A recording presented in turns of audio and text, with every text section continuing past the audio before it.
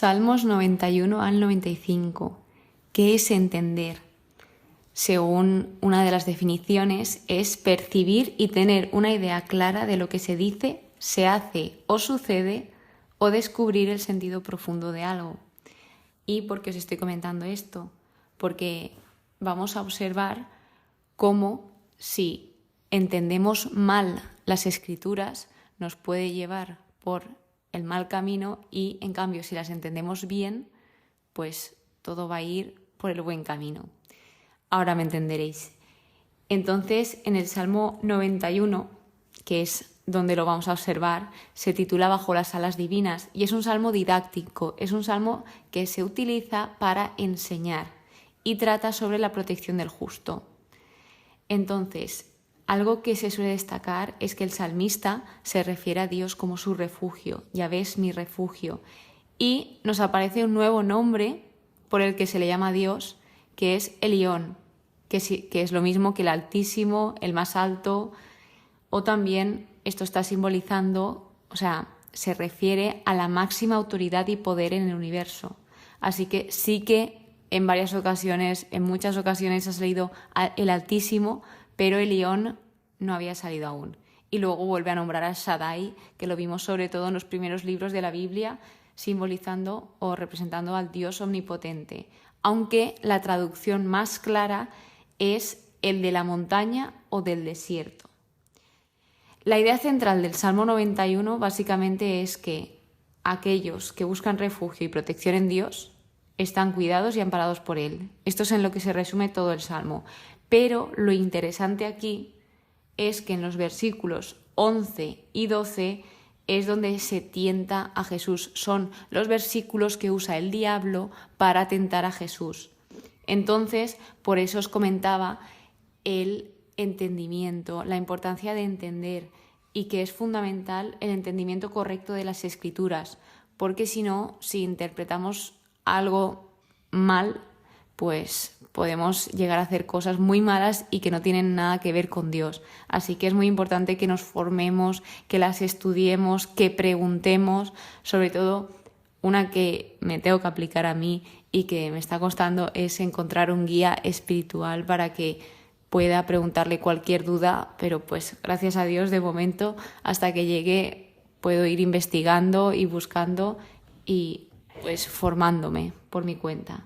Así que, destacar otra cosa aquí que es, por ejemplo, de los versículos 14 al 16 que nos puede responder a la pregunta de ¿qué hace Dios si lo amas? Y pues vemos como hay múltiples formas en que Dios nos protege, nos salva, nos responde, está a nuestro lado, nos honra, nos sacia de larga vida. También dice, haré que vea mi salvación. Entonces, esto es una serie de cosas que va diciendo el salmista si amamos a Dios, como bendiciones que se nos van dando.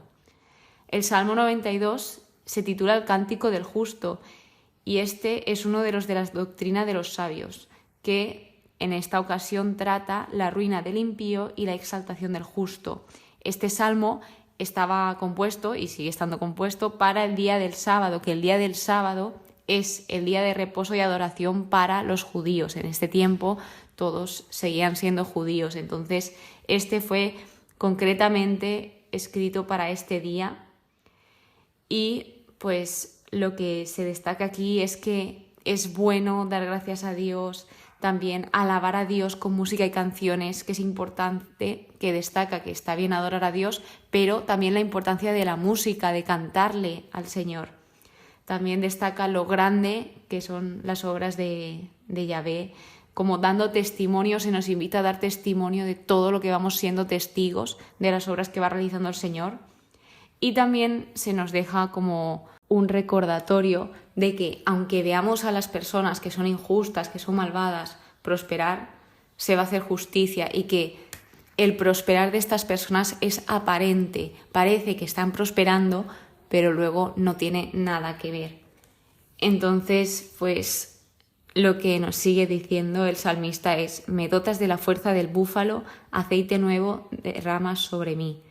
Y aquí estos dos símbolos, la fuerza del búfalo y el aceite nuevo, son símbolos de bendición y prosperidad. Por ejemplo, la fuerza del búfalo simboliza que la persona es capaz de resistir y superar los obstáculos, como el búfalo, y el aceite nuevo lo que simboliza es la abundancia y la protección divina. Luego, pues se nos destaca que el justo florece, la bendición de florecer y dar fruto en la vejez que se le da al justo, y nos da testimonio este salmista sobre Dios. Dice: roca mía en quien no hay falsedad, es decir, que Dios es verdad y Dios no dice mentira. De modo que, al ser este uno de los salmos de la doctrina de los sabios, estos también eran utilizados para adquirir sabiduría, con ese fin de adquirirla y vivir una vida justa y recta. El Salmo 93, titulado El Dios de Majestad, es uno de los salmos del reino, y lo que destaco aquí, y nos lo deja bien claro, es que el trono de Dios es seguro y firme. Estas dos palabras son las que más sobresalen en este salmo, y lo podemos observar como a todas las personas que acuden al Señor. Por ejemplo, David en los Salmos, a pesar de todas las situaciones por las que está pasando, él está segurísimo de sí mismo, porque Dios le da esa seguridad de que David confiaba en Dios y David se sentía seguro. Por lo tanto, lo que hace este salmo es exaltar la grandeza y el poder de Dios como Rey Supremo, y es quien gobierna con estabilidad y firmeza sobre toda creación. También, como curiosidad, se suele utilizar en varias ocasiones en la tradición judía, que es un salmo bastante frecuente. Así que el Salmo 94 se titula El Dios de la Justicia, y también es uno de los de la doctrina tradicional de los sabios.